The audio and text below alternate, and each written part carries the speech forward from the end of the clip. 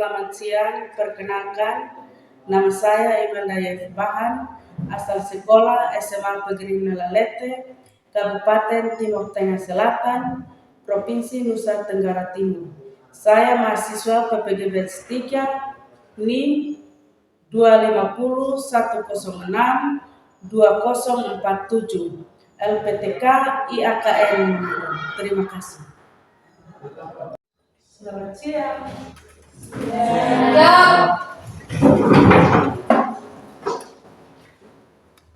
Beri salam.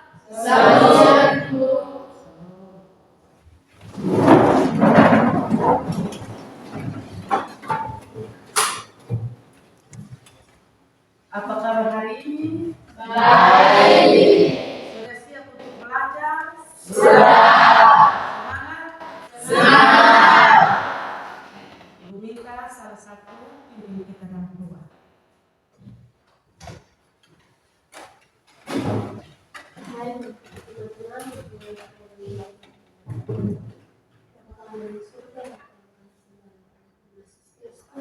Terima kasih Tuhan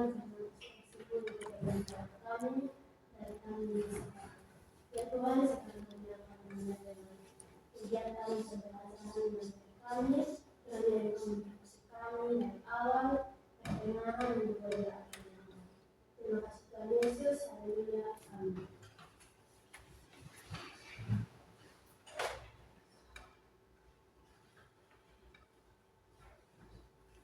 Baik, Ibu akan mengecek kehadiran hari ini.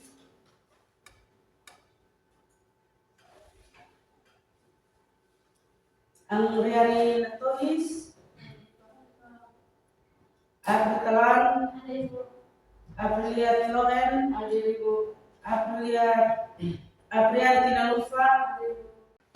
Baik, hari ini kita akan mulai belajar agama. Dan Ibu, sebelum dari itu Ibu mau tanya. Minggu lalu kita belajar tentang apa? Pengertian sejarah demokrasi dan hak asasi manusia. Pengertian sejarah demokrasi dan Hak asasi asasi manusia.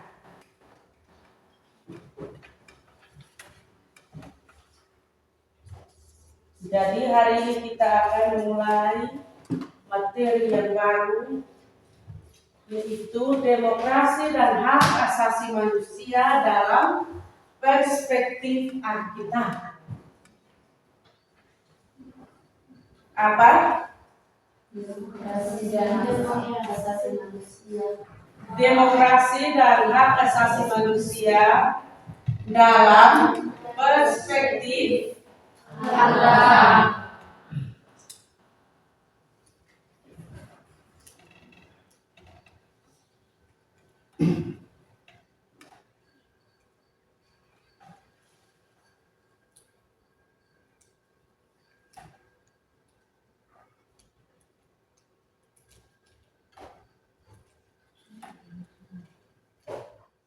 Jadi hari ini kita belajar tentang demokrasi dan hak asasi manusia dalam perspektif Alkitab. Jadi ada beberapa tujuan pembelajaran yang hari ini kita akan belajar. Yang pertama, memahami konsep dari demokrasi dan hak asasi manusia dalam Alkitab. Yang kedua, menganalisis pergerakan dan pengembangan pelaksanaan demokrasi dan HAM di lingkungan sekitarnya secara tepat dan akurat. yang ketiga, Menganalisis makna demokrasi berdasarkan undang langsung 133 dan contoh dalam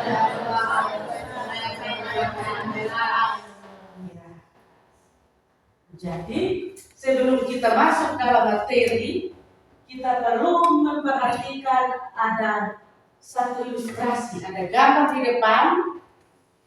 Kita mulai melihat bagaimana pendapat kalian anak-anak mengenai kedua gambar yang ada di depan. Bisa mengerti? Bisa. Jadi ada dua gambar, kita mulai bedakan. Itu dalam perspektif Alkitab. itu dia seperti apa? Coba ada yang tahu? Mengamati gambar itu kalian bisa mengambil salah satu kesimpulan. Apa makna dari gambar yang ada dalam materi demokrasi dan hak asasi manusia dalam perspektif Alkitab? Ada? Silakan, Linda. Kedua gambar tersebut sama-sama menunjukkan peristiwa pelanggaran hak asasi manusia atau HAM, yaitu perundungan atau bully, dan tindakan kekerasan yang merendahkan martabat manusia.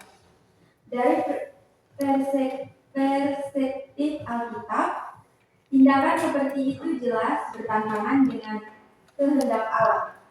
Alkitab menegaskan bahwa setiap manusia diciptakan menurut gambar dan serupa dengan Allah.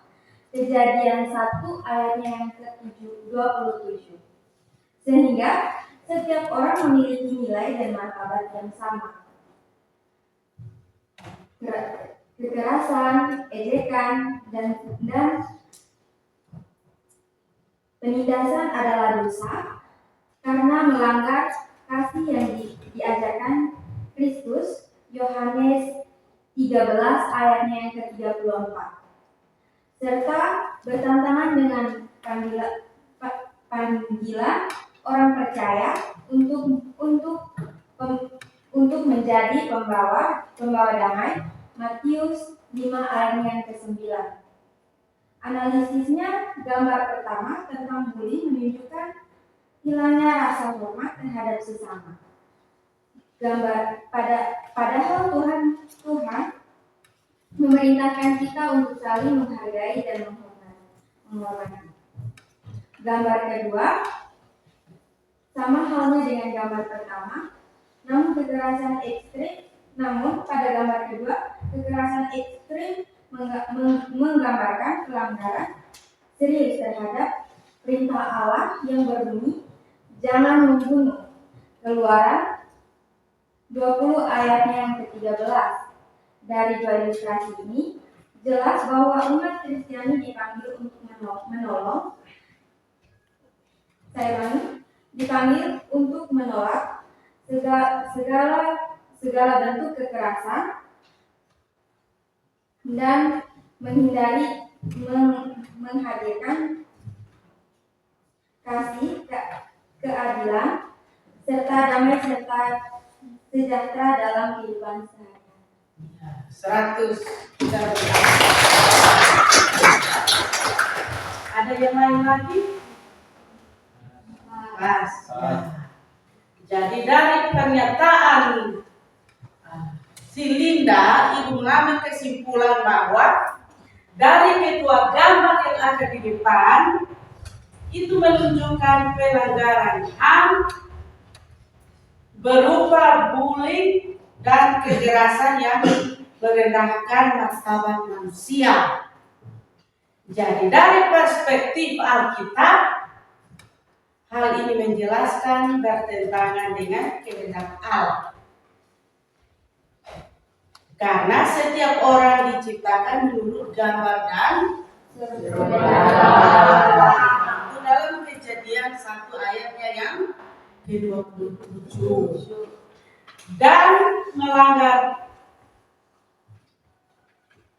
dan dipanggil untuk saling mengasihi, itu dalam Yohanes 13 ayat yang ke-34.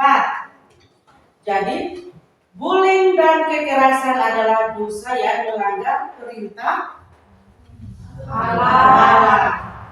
Jadi bahkan sampai pada larangan jangan membunuh, itu dalam Keluaran.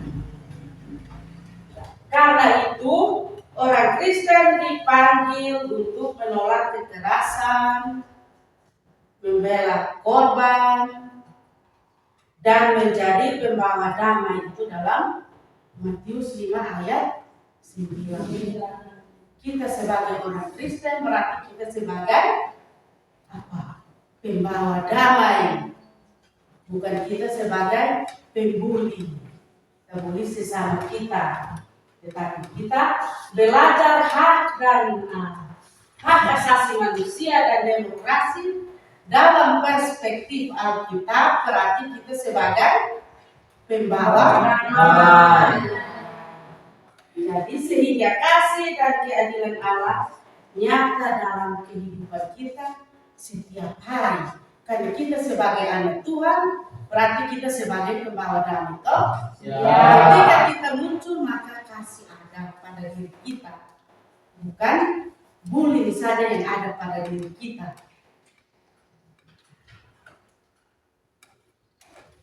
Jadi hak asasi manusia merupakan hak yang dimiliki oleh setiap orang.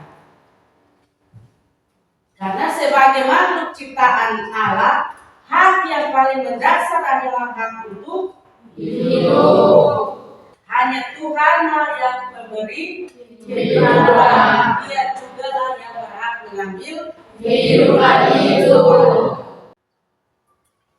Jadi demokrasi dan HAM dalam perspektif Alkitab itu untuk memahaminya kita akan bentuk kelompok, kita mendiskusikan apa yang dimaksud dengan demokrasi dan hak asasi manusia dalam perspektif Alkitab.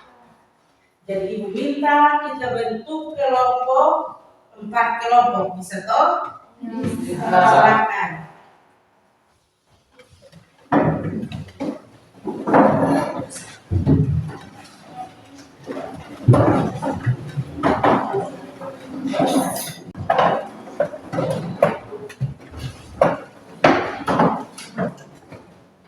Ini kelompok 2.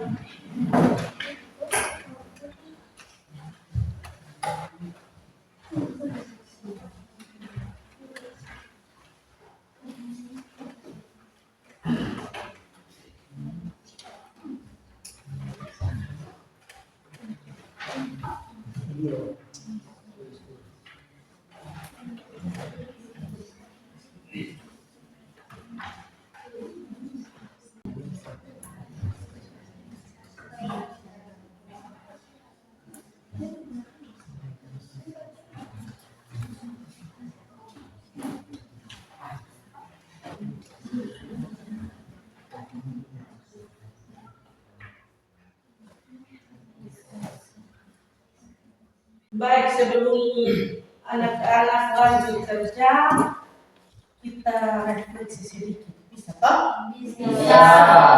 Kita berdiri dulu, kita rileks-rileks,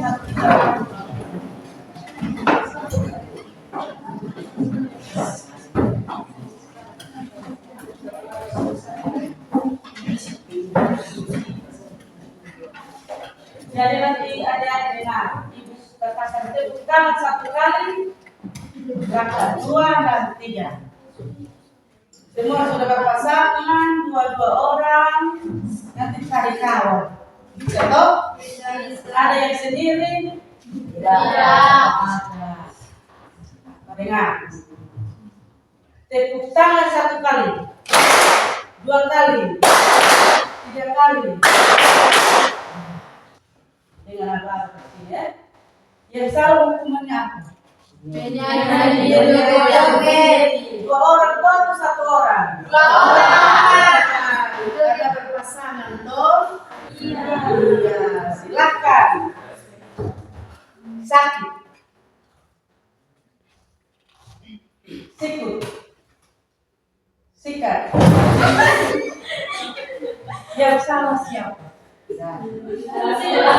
Semua konsentrasi toh? Ya. Ulang 1 kali lagi.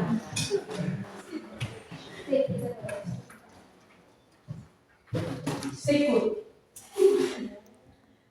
Sikat. Ada yang salah toh? Ada. Silahkan. 2 orang menyanyi lagu apa?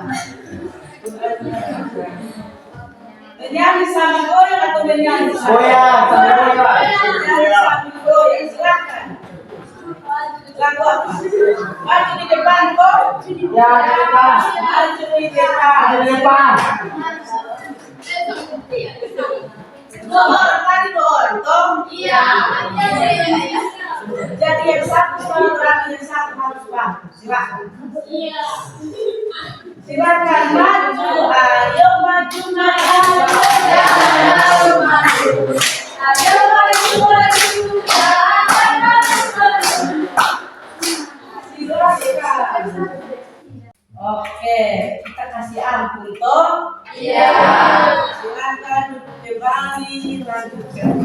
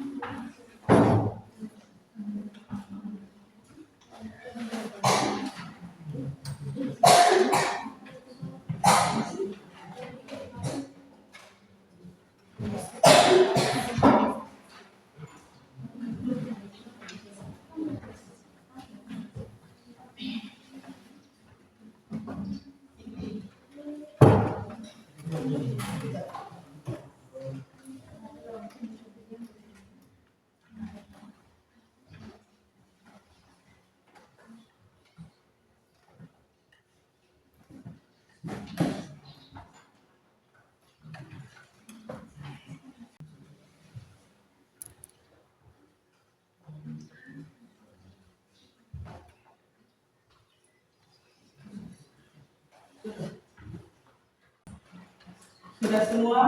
Sudah. Kita mulai dari kelompok 1. Kelompok 1 sudah siap?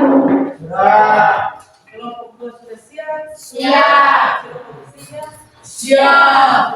4? Siap. Silakan kelompok 2.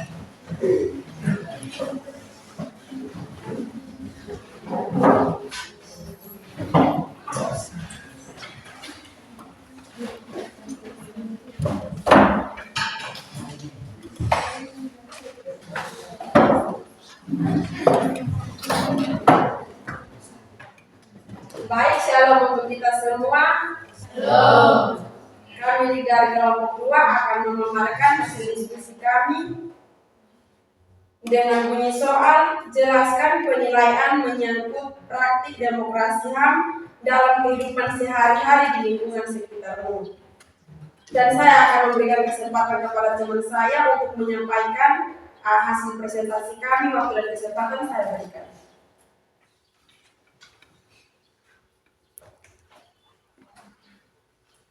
Baik, menurut penilaian kelompok kami, praktik demokrasi dan HAM dalam kehidupan sehari-hari di lingkungan sekitar kami masih perlu terus ditumbuhkan, tetapi sudah dapat terlihat dalam beberapa hal sederhana. Demokrasi tampak ketika setiap orang diberi kesempatan untuk menyampaikan pendapat dalam rapat warga atau diskusi kelas tanpa dibeda-bedakan. HAM juga terlihat ketika semua orang diperlakukan sama,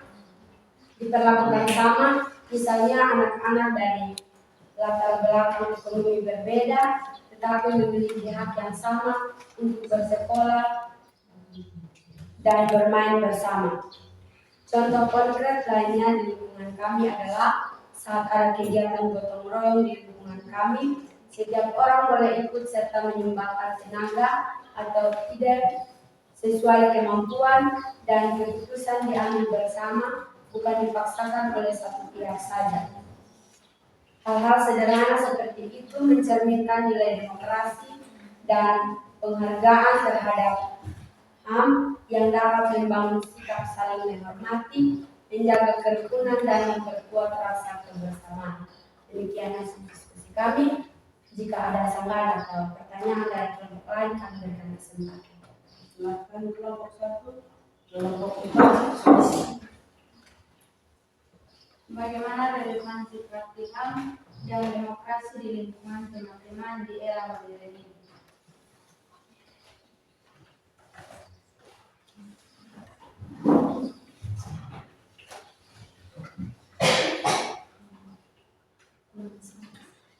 Ulangan soal satu kali lagi. Bagaimana relevansi praktik HAM dan demokrasi di lingkungan teman-teman? Buat sebelum Bagaimana relevansi praktik HAM dan demokrasi di lingkungan teman-teman di era modern ini?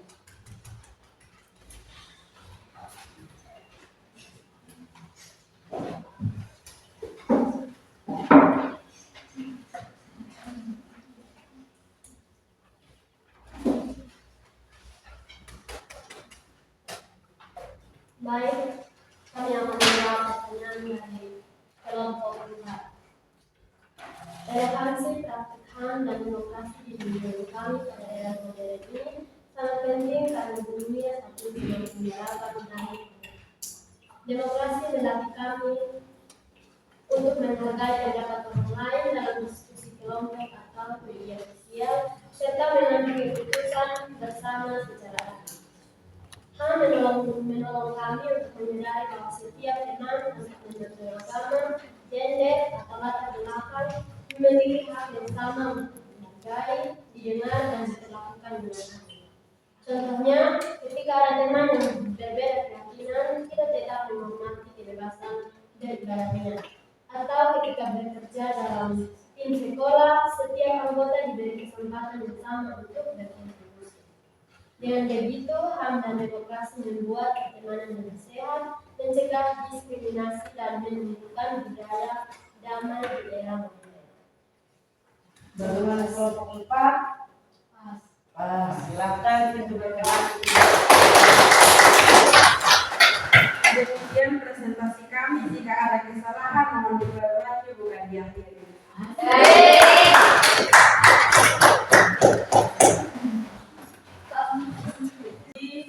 Adik-adik dari kelompok 1, kelompok 2, dan kelompok 3 bahkan 4, kita ambil kesimpulan.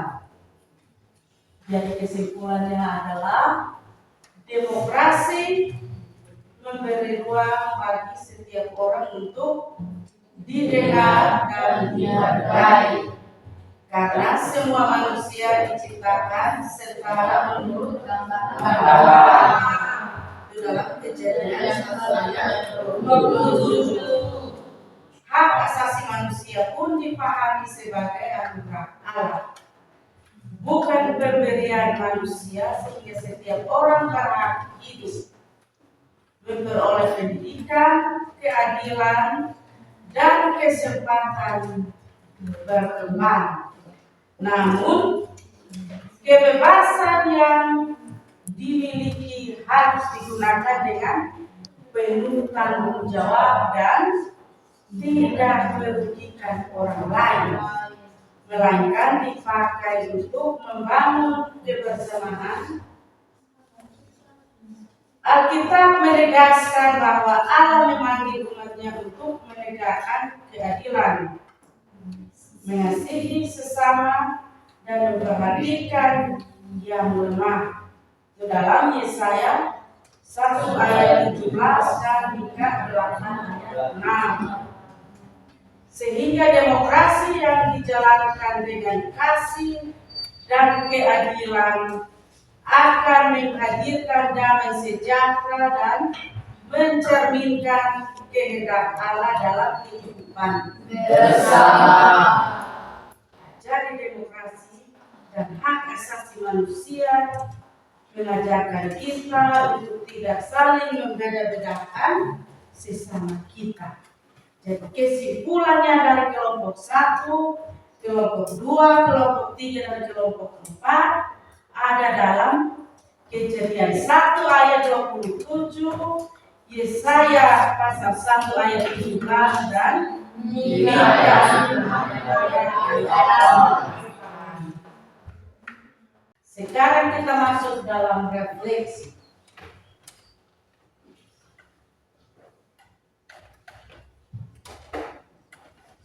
Refleksi 10 menit.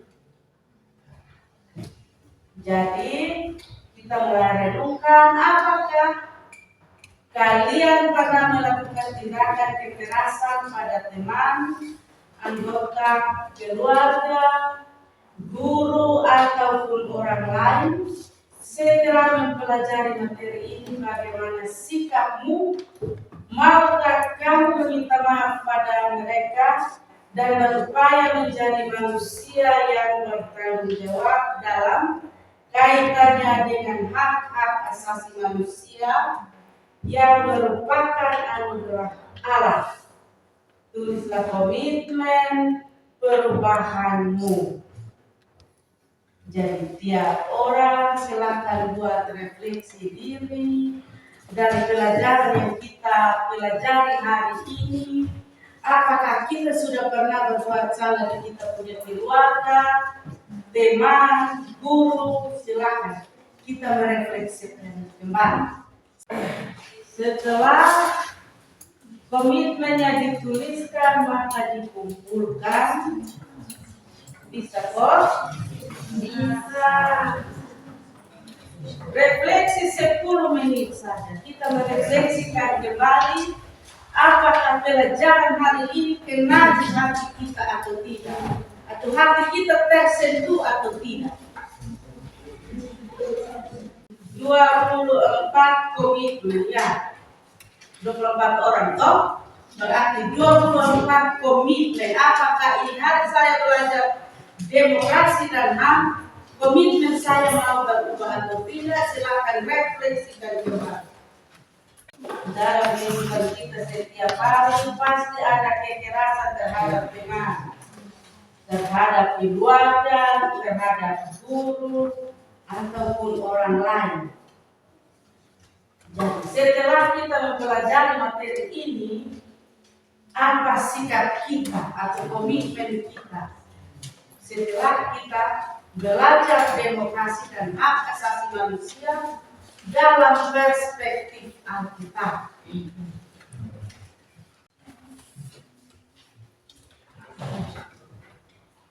Yang sudah silakan kumpul.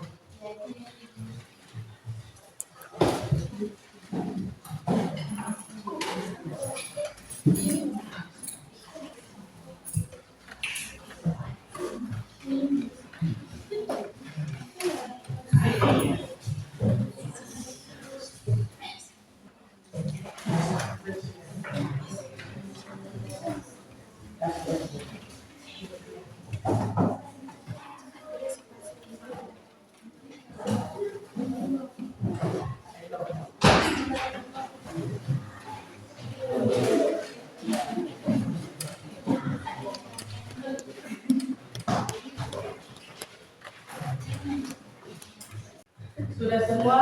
Sudah. Silakan kembali ke tempat semula.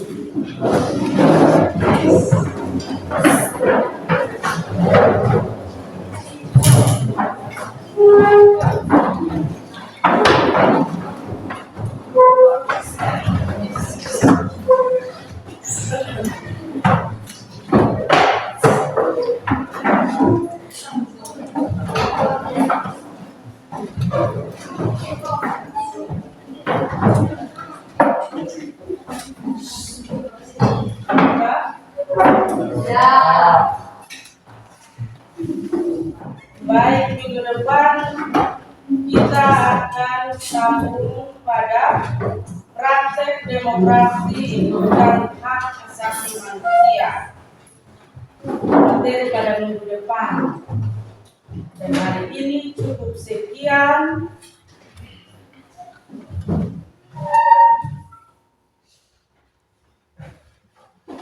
Dan terima kasih. Ibu minta satu orang pimpin kita dalam doa. Amin.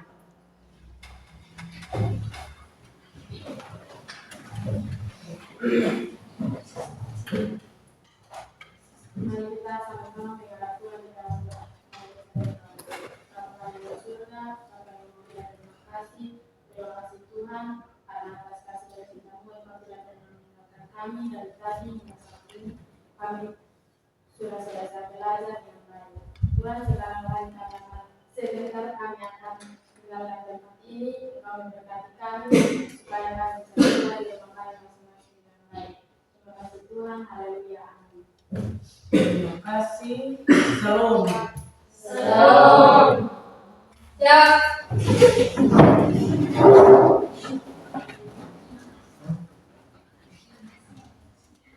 Beri salam. Terima kasih, Bu.